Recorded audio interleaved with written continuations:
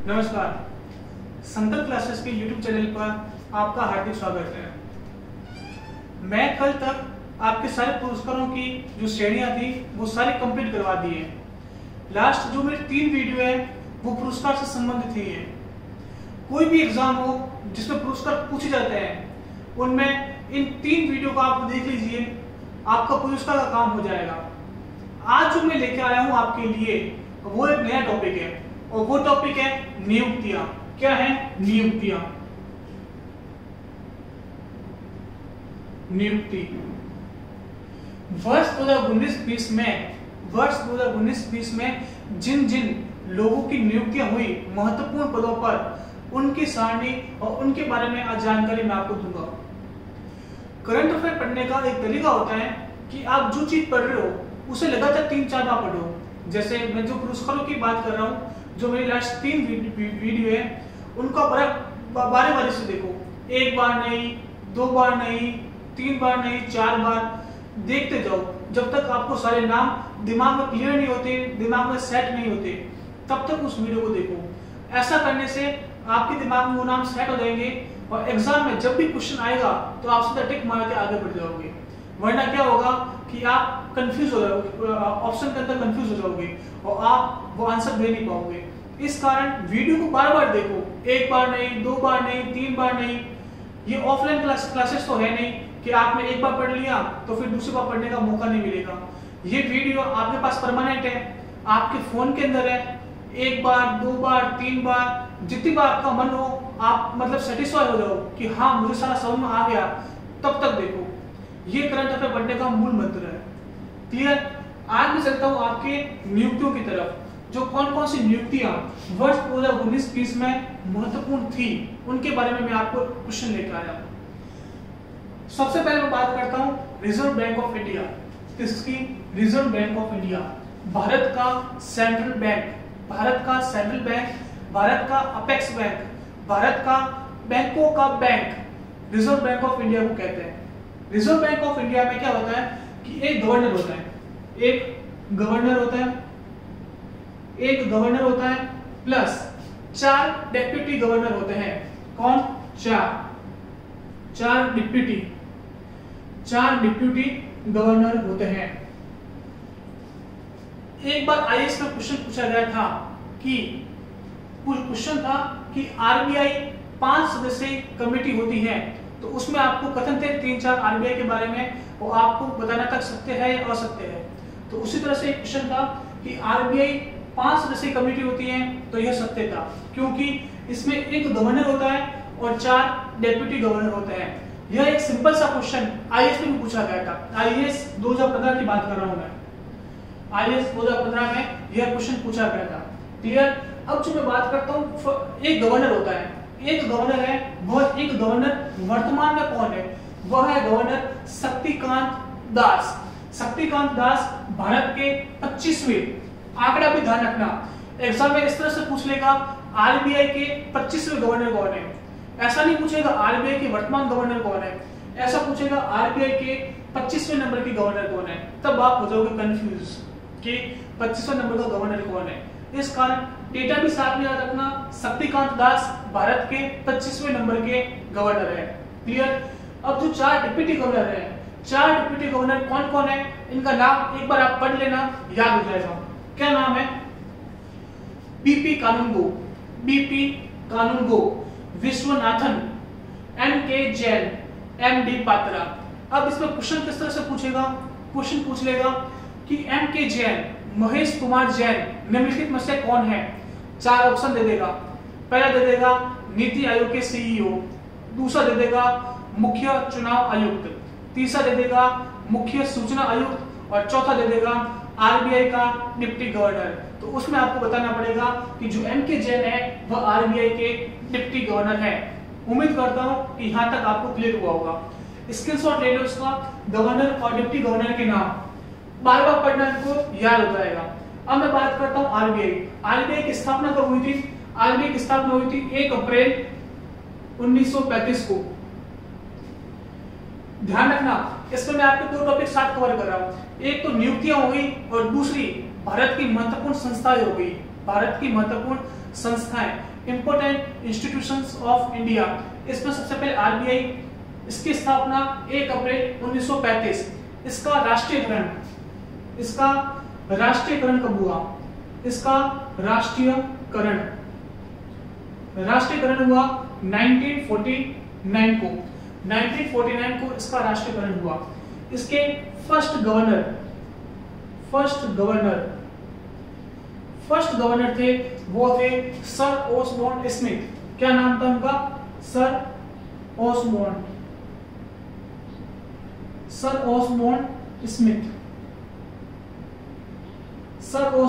Smith इसके प्रथम governor थे। अगर मैं बात करूं प्रथम भारतीय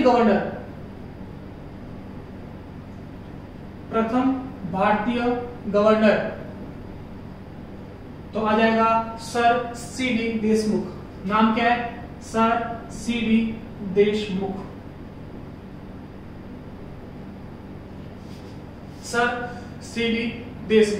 बात क्लियर है? रिजर्व बैंक ऑफ इंडिया आपको क्लियर है? वर्तमान में गवर्नर कौन है, वर्तमान में डिप्टी गवर्नर कौन है, ये इसकी अदर इंफॉर्मेशन हो गई।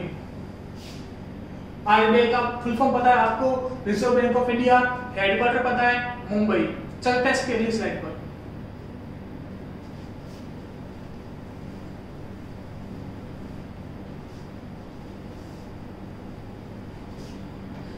विदेश मंत्रालय के प्रवक्ता मतलब स्पोक्समैन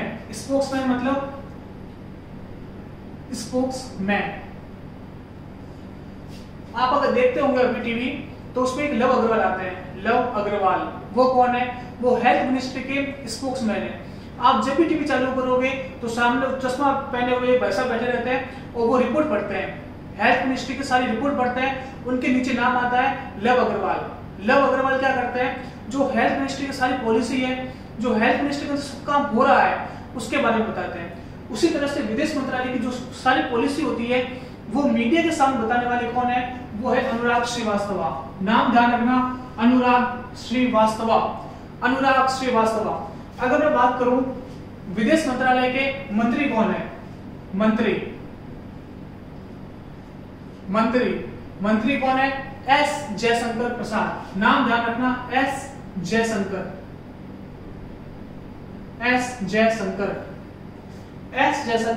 विदेश मंत्री है भारत के वर्तमान में। भारत की जो पूर्व विदेश मंत्री थी वह थी सुषमा स्वराज। मैंने कल आपको बताया था कि सुषमा स्वराज को मरणोपरांत पद्म विभूषण दिया गया। पता था, पब्लिक अफेयर में दिया गया था। कौन से राज्य से संबंधित थी? दिल्ली से संबंधित थी। उनको पद्म विभूषण 2019 दिया गया। क्लियर? अगली स्लाइड पे। मुख्य सतर्कता आयुक्त भारत में केंद्र व राज्य कर्मचारियों पर भ्रष्टाचार पर अंकुश लगाने के लिए, भ्रष्टाचार पर नियंत्रण करने के लिए सतर्कता आयोग की स्थापना हुई थी। किसकी स्थापना हुई थी? सतर्कता आयोग की स्थापना हुई। और इसका जो मुख्य होता है वो होता है मुख्य सतर्कता आयुक्त। इंग्लिश में बोलते हैं चीफ विजिलेंस ऑफिसर। वर्तमान में संजय कोठारी को मुख्य सतर्कता आयुक्त नियुक्त किया गया। संजय कोठारी मुख्य सतर्कता आयुक्त। सब फॉर सतर्कता और सब फॉर संजय। बात क्लियर? सतर्कता आयोग की स्थापना 1964 में हुई। साल भी ध्यान रखना, 1964 मुख्य सतर्कता आयोग की स्थापना हुई। बात क्लियर? इसका उद्देश्य ये क्या काम करता है? भ्रष्टाचार पर नियंत्रण रखने का कार्य करता है। अगली स्लाइड पर।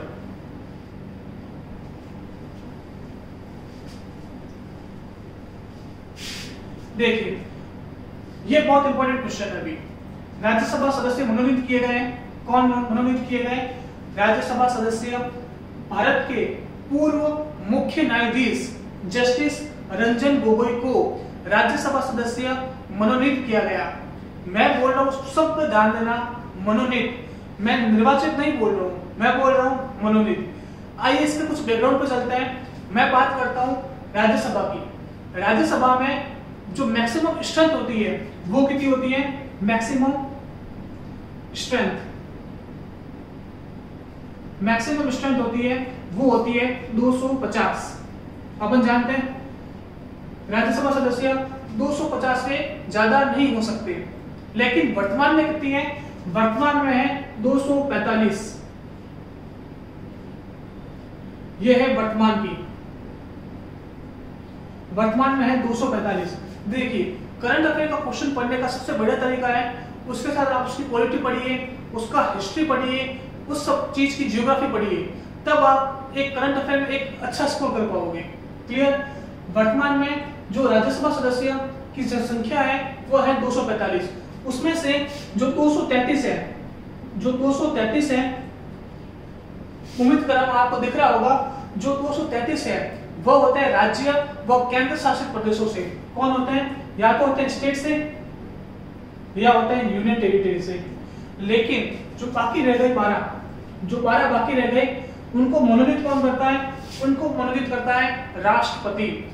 12 को राष्ट्रपति मनोनीत करता है जो अपने फील्ड में पारंगत होते हैं, या तो कला के क्षेत्र में, या साहित्य के क्षेत्र में, या खेलकूद के क्षेत्र में, या लॉ या कानून के क्षेत्र में अपने आप का एक ख्याति प्राप्त इंसान होता है, उसे राष्ट्रपति राज्यसभा में मनोनीत करता है।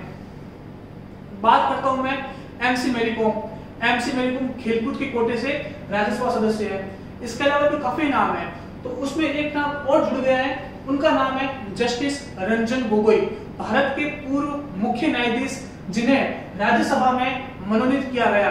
अब मनोनीत करता कौन है ये भी आपको क्लियर है, वो मनोनीत करता है राष्ट्रपति। क्लियर? अब मैं बात करता हूं राज्यसभा का सभापति कौन होता है? राज्यसभा का सभापति हमेशा उपराष्ट्रपति होता है, या मैं यूं कहूं उपराष्ट्रपति राज्यसभा का पदेन सभापति होता है। उपराष्ट्रपति राज्यसभा का सभापति होता है। कौन होता है? सभापति। मैं बात करता हूं उपसभापति कौन है राज्यसभा के? उपसभापति कौन है? उपसभापति हरिवंश नारायण सिंह। क्या नाम है? हरिवंश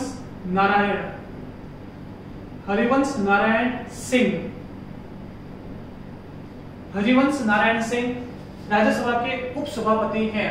राज्यसभा सदन का उच्च सदन होता है, राज्यसभा होता है, इसे कभी भी भंग नहीं किया जा सकता। ये सब बातें राज्यसभा के बारे में हो गई। मैक्सिमम स्ट्रेंथ 250 हो गई, वर्तमान में 245 है, और राज्यसभा सदस्य मनोनीत किसे किया गया है? जस्टिस रंजन गोगोई को। अगली स्लाइड पर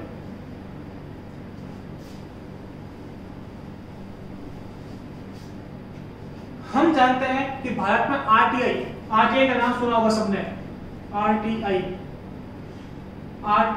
आरटीआई मतलब right to information act Bharat में कब आया था? 2005 में। भारत में 2005 में राइट टू इंफॉर्मेशन एक्ट आया। इस एक्ट के तहत भारत में सूचना आयोग की स्थापना की गई, और वर्तमान में उस सूचना आयोग के मुख्य, जिसका नाम मुख्य सूचना आयुक्त है, वो नियुक्त किए गए हैं, और उनका नाम है बिमल जुल्का। नाम क्या है? बिमल जुल्का। ये भी ध्यान रखना, आरटीआई एक्ट 2005 में आया था। आरटीआई एक्ट 2005 में आया था। आरटीआई मतलब राइट टू इंफॉर्मेशन। आपसे क्वेश्चन है, ये मैंने बताया आरटीआई एक्ट, मैं आपको पूछता हूं आरटीई कब आया? दोनों में फर्क समझना। आरटीआई राइट टू इंफॉर्मेशन 2005 में आया। मैं आपसे पूछ रहा हूं आरटीई कब आया? आरटीई मतलब राइट टू एजुकेशन, शिक्षा प्राप्त करने का अधिकार। यह कब आया?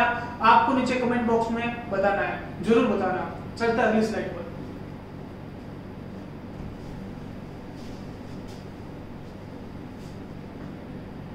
अब क्या है, मैं बात करता हूं भारत से बाहर निकलते। थोड़ा भारत से बाहर निकले तो अपन पहुंचे यूके में। यूके कौन से कॉन्टिनेंट के अंदर है? यूके यूरोप के अंदर आता है। अब क्या हुआ, यूके के अंदर चुनाव हुए, यूके के अंदर चुनाव हुए, तो वहां पे जो प्राइम मिनिस्टर थे वो बने बोरिस जॉनसन। कौन बने प्राइम मिनिस्टर? प्राइम मिनिस्टर बने बोरिस जॉनसन।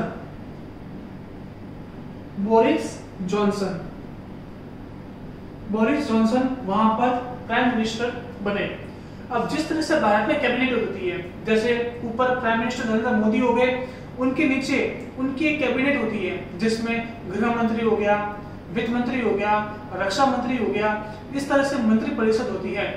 उसी तरह से यूके में जो प्राइम मिनिस्टर है बोरिस जॉनसन के नीचे भी उनकी कैबिनेट होगी, लेकिन उस कैबिनेट के अंदर 2 भारतीयों को जगह मिली है। उस कैबिनेट के अंदर 2 भारतीयों को जगह मिलती है, इस कारण ये नाम इंपॉर्टेंट होते हैं। अब वो 2 भारतीय है कौन?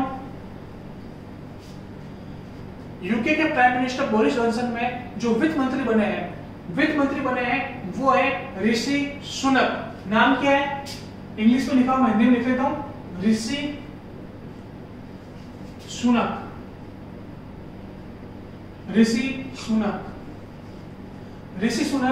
यूके के वित्त मंत्री बने हैं। क्लियर? अब ऋषि सुनक, आपने नाम सुना होगा इंफोसिस कंपनी का। इंफोसिस कंपनी के जो मालिक है कृष्णमूर्ति, उनके दामाद हैं ऋषि सुनक। दूसरा, यूके में जो गृह मंत्री है वह गृह मंत्री बनी है प्रीति पटेल। गृह मंत्री कौन बनी है? प्रीति पटेल। ऋषि सुनक और प्रीति पटेल दोनों भारतीय मूल के हैं, इसी कारण यह नाम इंपॉर्टेंट हो जाते हैं। क्लियर बात? अब मैं थोड़ी सी बात कर लेता हूं यूके की। यूके क्या है? देखो, यूके का फुल फॉर्म क्या होता है? United kingdom. यूनाइटेड मतलब ग्रुप बनाया हुआ आपस में। यूके के अंदर 4 कंट्रियां आती हैं। कौन कौन सी? यूके के अंदर 4 कंट्री आती है, और उन 4 कंट्री के नाम है इंग्लैंड, स्कॉटलैंड, वेल्स और नॉर्दर्न आयरलैंड। यूके अगर पूछे तो 4 कंट्रियों का समूह है। कौन कौन सी कंट्री है? पहले से आती है इंग्लैंड, दूसरी आती है स्कॉटलैंड,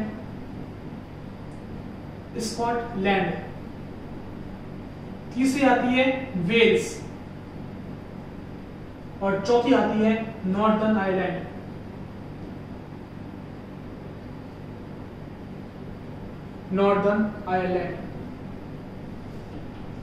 इन 4 कंट्रियों का समूह है, यह वो है यूके।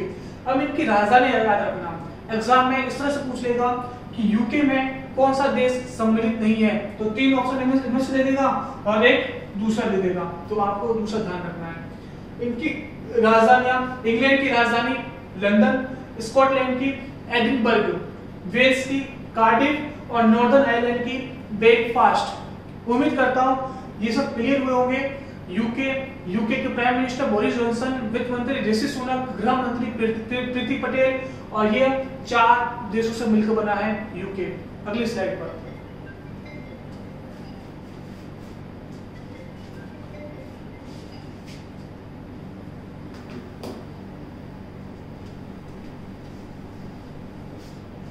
अब आ जाएगा पैरालंपिक कमेटी की अध्यक्षता। देखिए क्या होता है कि भारत में जिस तरह से ओलंपिक कमेटी होती है इंटरनेशनल लेवल पर, अंतर्राष्ट्रीय स्तर पर, जैसे अपन बोलते हैं इंटरनेशनल ओलंपिक कमेटी IOC, उसी तरह से भारत में भी एक ओलंपिक की कमेटियां होती है। ओलंपिक कमेटियां होती है, जैसे मैं भारत में बात करूं, जो भारत की ओलंपिक कमेटी है, भारत की Olympic committee IOC, Indian Olympic committee, क्या नाम है इसका? Indian Olympic committee. Indian Olympic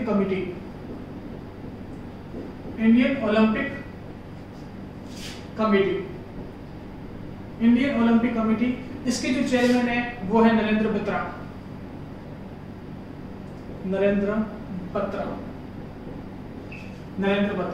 इसी तरह से भारत में पैरालंपिक कमेटी भी होती है। पैरालंपिक कमेटी होती है जो दिव्यांगों की कमेटी होती है। किसकी होती है? दिव्यांगों की। जो दिव्यांग एथलीट होते हैं उनकी कमेटी होती है पैरालंपिक कमेटी, और वर्तमान में इसकी अध्यक्ष बनी है दीपा मलिक। दीपा मलिक कौन है? दीपा मलिक को मैंने अभी हाल में आपको पढ़ाया था कि राजीव गांधी खेल रत्न 2019 मिला है दीपा मलिक को। इसके साथ किसको मिला था? बजरंग पूनिया। बजरंग पूनिया कौन से खेल से संबंधित है? वह करते हैं पहलवानी। बात क्लियर? इंडियन ओलंपिक कमेटी का अध्यक्ष कौन? नरेंद्र बत्रा। अगर मैं बात करूं इंटरनेशनल ओलंपिक कमेटी तो उसका हेडक्वार्टर कहां? ज़ुरिक, स्विट्जरलैंड। और उसके जो हेड है वह कौन है? Thomas Bach. मैंने आपको सारी पिछली वीडियो में कवर करवाए हैं ये सब चीजें।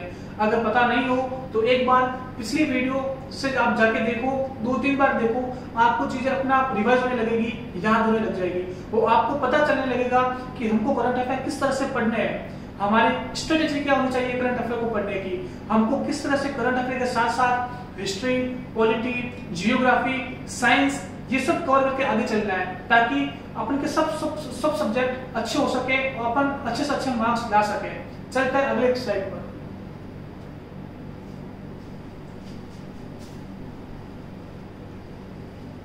रेलवे बोर्ड के चेयरमैन, मैंने आपको कल भी बताया था, रेल मंत्री पीयूष गोयल और रेलवे बोर्ड का चेयरमैन विनोद कुमार यादव। मैंने आपको कल भी बताया था, वो आज भी बता रहा हूं। रेलवे बोर्ड का चेयरमैन कौन है? विनोद कुमार यादव। रेल मंत्री पीयूष गोयल। अच्छा, मैं आपसे एक क्वेश्चन पूछता हूं। रेलवे में है 18 जोन, कितने हैं? 18 जोन।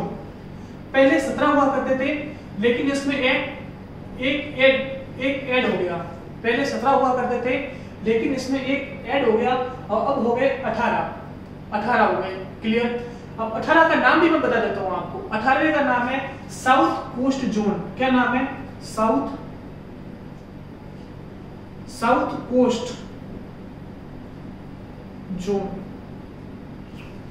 18वें का नाम है, क्या नाम है? South coast zone. अब आपको बताना क्या है? आपको बताना है कि साउथ कोस्ट जोन इसका मुख्यालय कहां है। क्लियर? रेल मंत्रालय में पहले जब भारतीय रेलवे में 17 जोन हुआ करते थे, वर्तमान में एक और ऐड कर दिया गया, तो भारत में रेल में 18 जोन हो गए। इस 18वें जोन का नाम है south coast zone.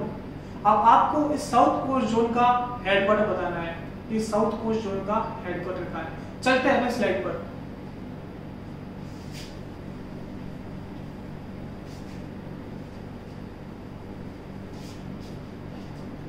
Indian bank association के सीईओ।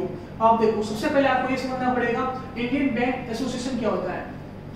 अपन यहाँ पे देखते हैं ना, जैसे आप जिस भी शहर में रहते हो, वहां पे जो किराना की दुकान है 1, 2, 3, 4, वो सब किराना की दुकानें मिलकर क्या करती है? अपना एक एसोसिएशन बना देती है। उस अपन क्या बोलते हैं? किराना एसोसिएशन। जिस तरह से मजदूर होते हैं, मजदूरों का एक एसोसिएशन होता है, उसे अपन बोलते हैं मजदूर एसोसिएशन। इस तरह से जो एक ग्रुप होता है उनको अपन बोलते हैं एसोसिएशन। तो क्या हुआ कि भारत में जितनी भी बैंकें हैं, जैसे पीएनबी हो गई, एसबीआई हो गई, पीएनबी, एसबीआई, एचडीएफसी हो गई, आईडीबीआई हो गई, बाकी जितनी भी बैंकें हो गई, उन सब ने मिलाकर अपना एक ग्रुप बना दिया। उन सब आपस में मिलकर उन्होंने अपना एक ग्रुप बना दिया, और उस ग्रुप के जो सीईओ है, सीईओ मतलब चीफ एग्जीक्यूटिव ऑफिसर, सीईओ कौन बने? वो बने सुनील मेहता। कौन बने? सुनील मेहता।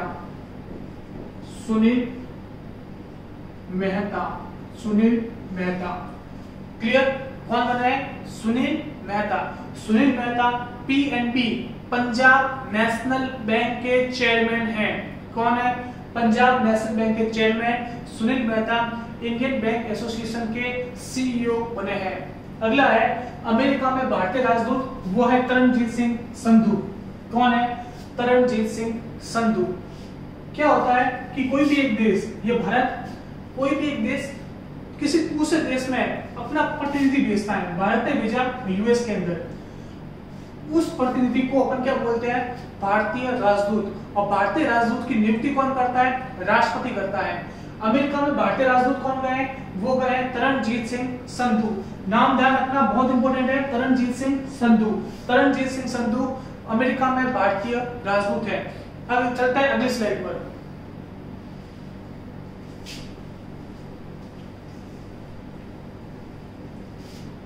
भारत के विदेश सचिव, उनका नाम है हर्षवर्धन श्रृंगला। क्या नाम है? हर्षवर्धन श्रृंगला।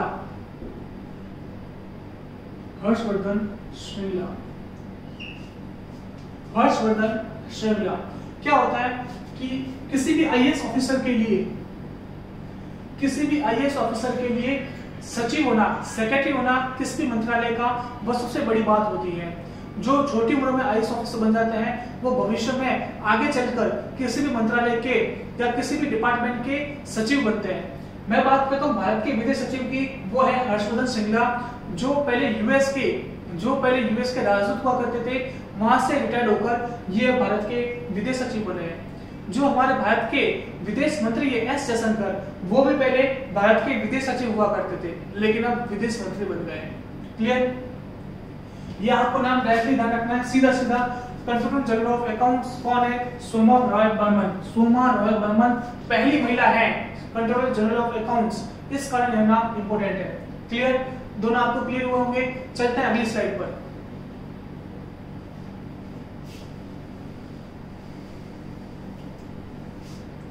अगला है फिनलैंड की पीएम। अब फिनलैंड की राजधानी हेलसिंकी। क्या है? हेलसिंकी। फिनलैंड की राजधानी है हेलसिंकी और वहां की जो पीएम है वो है सना मारिन। क्या नाम है? सना मारिन। फिनलैंड की पीएम सना मारिन, यह फिनलैंड की प्रथम महिला पीएम है। इसके अलावा यह सबसे छोटी उम्र की पीएम भी है। इसी कारण फिनलैंड की पीएम सना मारिन का नाम बहुत इंपॉर्टेंट होता है। नाम ध्यान रखना, सना मारिन, सना मारिन, सना मारिन। किसकी है? फिनलैंड की है। अब बात करता हूं अल्फाबेट कंपनी का सीईओ। अब आपको अल्फाबेट कंपनी का नाम सुना नहीं होगा। आपने नाम सुना होगा, गूगल का नाम सुना है, यूट्यूब हो गया, जीमेल हो गया, इसके अलावा दूसरी भी गूगल की जो चीजें आ गई, जीमेल हो गया, जी बॉक्स हो गया। इसके अलावा जो अल्फाबेट कंपनी होती है, जो इन सब का ग्रुप होता है, जैसे गूगल हो गया, यूट्यूब हो गया, जीमेल हो गया, इनका जो एक ग्रुप है, इनका जो एक अपन कह सकते हैं कि पेरेंट कंपनी हो गई। इनका जो सीईओ बना है वो है सुंदर पिचई, और सुंदर पिचई भारतीय है, इसी कारण इसका नाम इंपॉर्टेंट है। अल्फाबेट कंपनी का सीईओ सुंदर पिचई। चलते हैं अगली स्लाइड पर।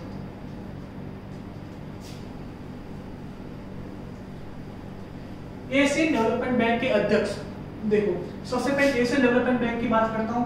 एशियन डेवलपमेंट बैंक की स्थापना 1966 में हुई, 1966, और इसका हेडक्वार्टर कहाँ है? मनीला, फिलीपींस में। Manila, Philippines.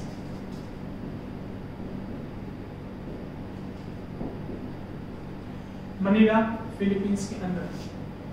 Clear? Asian development bank के अध्यक्ष कौन बने हैं? असाकावा। नाम ध्यान रखना, Asakawa.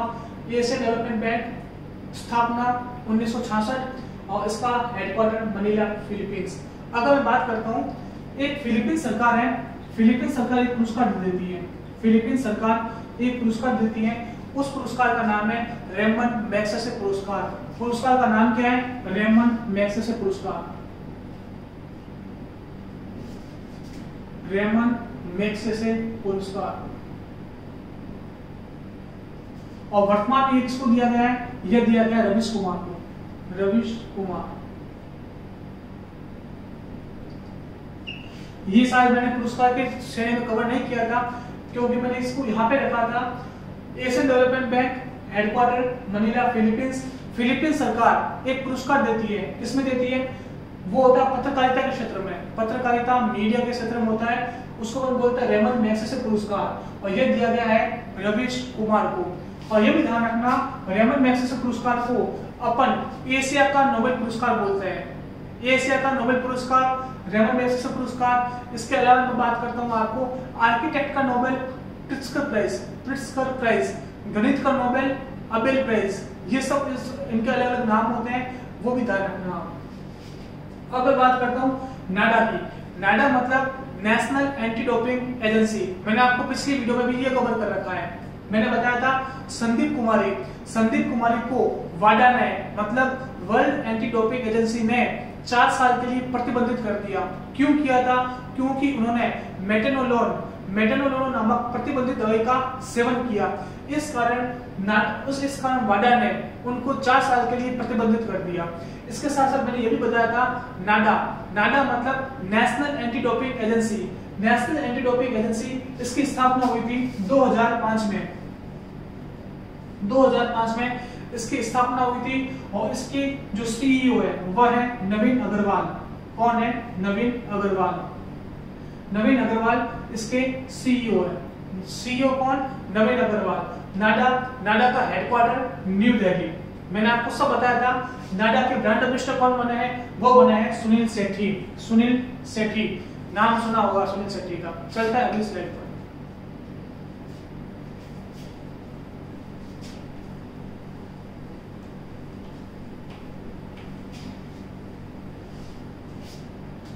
Chief justice of India Sharad Arvind Bobde.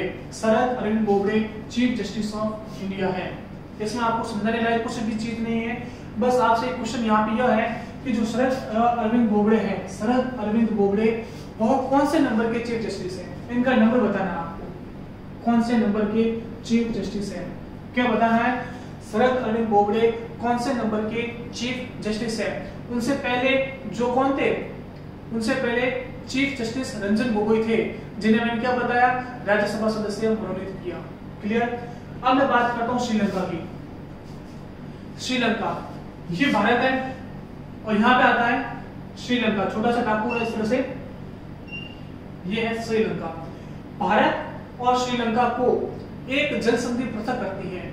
वापस सुनना, भारत और श्रीलंका को एक जल संधि पृथक करती है। उस जल संधि का नाम क्या है? उस जल संधि का नाम है पाक जल संधि। पाक जल संधि इंग्लिश में अपन इसको लिखते हैं PALK और हिंदी में अपन लिखते हैं पाक। पाक जल संधि भारत और श्रीलंका को पृथक करती है। दूसरा क्वेश्चन अगर उसमें पूछूं आपको, श्रीलंका की राजधानी, तो श्रीलंका की राजधानी आ जाएगी श्री जयवर्धनेपुरम। श्री जयवर्धनेपुरम कोट्टे क्या राजधानी है? श्री जयवर्धनेपुरम कोट्टे। अगर ये पूछते हैं श्रीलंका की कॉमर्शियल राजधानी, वाणिज्यिक राजधानी, क्या नाम है? वाणिज्यिक राजधानी।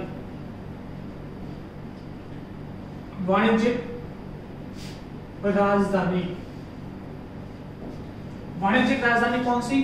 तो आ जाएगी कोलंबो। चीजों को क्लियर रखना। अगर पूछे राजधानी तो श्री जयवर्धनपुरम कोट्टे, और अगर पूछे वाणिज्यिक राजधानी तो आ जाएगी कोलंबो। श्रीलंका के अभी वर्तमान में प्राइम मिनिस्टर बने, कौन बने? महिंद्रा राजपक्से। महिंद्रा राजपक्से ये प्राइम मिनिस्टर है। और प्रेसिडेंट भी ध्यान रखना, जो राष्ट्रपति बने हैं, राष्ट्रपति वह बने हैं गोताबाया राजपक्से। गोताबाया राजपक्से। क्लियर? श्रीलंका के राष्ट्रपति कौन? गोताबाया राजपक्से। और प्राइम मिनिस्टर कौन? महिंद्रा राजपक्से। ये दोनों कौन है? ये दोनों भाई है। दोनों भाइयों की सरकार चल रही है श्रीलंका के अंदर। दोनों भाई राजपक्सा ब्रदर्स श्रीलंका पर राज कर रहे हैं। क्लियर? चलता है इसकी अगली स्लाइड पर।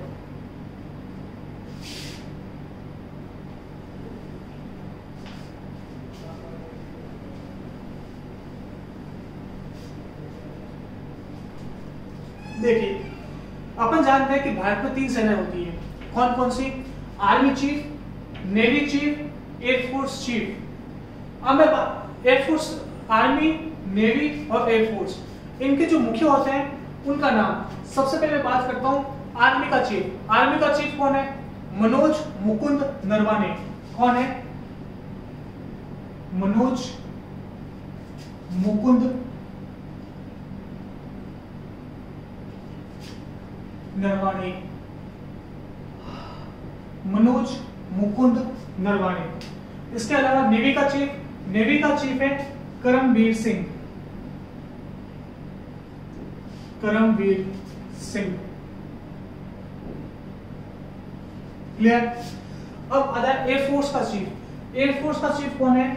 वो है राकेश कुमार भदौरिया। राकेश कुमार भदौरिया। वापस पढ़ना, आर्मी का चीफ मनोज मुकुंद नरवाने, नेवी का चीफ करमवीर सिंह, और एयरफोर्स का चीफ राकेश कुमार भदौरिया। अभी वर्तमान में इन तीनों को मिलाकर, इन तीनों सेनाओं को मिलाकर एक पोस्ट बनाई गई है, इसका स्क्रीनशॉट ले लो। इन तीनों को मिलाकर एक पोस्ट बनाई गई है। उस पोस्ट का नाम क्या है? उस पोस्ट का नाम है सीडीएस। सीडीएस मतलब चीफ ऑफ डिफेंस स्टाफ। सुनना वापस, क्या नाम है? Chief of defence staff. Chief of defence staff. और अभी पहला सीडीएस किसे नियुक्त किया गया? वो किया गया जनरल बिपिन रावत। जनरल बिपिन रावत अभी वर्तमान में सीडीएस है। आप आज का आपको लास्ट सवाल देता हूं मैं। आपको बताना है आर्मी डे, नेवी डे और एयरफोर्स डे, ये तीनों दिवस कब बनाए जाते हैं। जाकर सर्च करना। आपको पता है तो कमेंट बॉक्स में बताना, नहीं पता तो गूगल में जाकर सर्च करना। अगर आप जाकर सर्च करोगे तो आपको दो चीजें नहीं पता चलेगी और फिर कमेंट बॉक्स में बताना। अगर नहीं पता चलता है तो मैं आपको कल बताऊंगा। आज की वीडियो अपन यहीं पे समाप्त करते हैं। मैंने आपके लिए इंपॉर्टेंट नियुक्तों वाला टॉपिक लेके आया था। कुछ हुई है, कुछ बाकी है, वो मैं आपको आने वाली क्लासों में कवर कर दूंगा। अभी एक टेस्ट का प्रायोजन कर रहे हैं जिसमें 50 क्वेश्चन देंगे। जो मैंने अब तक पढ़ाया है उसमें से 50 क्वेश्चन दूंगा। आपको देखना है कि आपको कितना आता है, कितना नहीं आता है। इसके अलावा जो मेरी पुरानी वीडियो है एक बार वापस जाके देखो, याद नहीं हुई है तो वापस याद करो। एक वीडियो को 3-3 4-4 बार देखो, तब जाके आपके करंट अफेयर के कई जो कंसेप्ट है वो क्लियर होंगे। आज की वीडियो पर मैं यहीं तक रखता हूँ। धन्यवाद।